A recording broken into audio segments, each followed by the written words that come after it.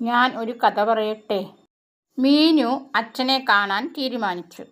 മീനുവിൻ്റെ കയ്യിൽ ഒരു ചെറിയ ബാഗും മനസ്സിൽ വലിയൊരു പ്രതീക്ഷയും, മറ്റൊരു കയ്യിൽ ചന്ദനപ്പെട്ടിയും. യാത്ര അത്ര എളുപ്പമായിരുന്നില്ല. മീനു അങ്ങനെ അച്ഛനെ കാണാൻ ബസ് കയറി.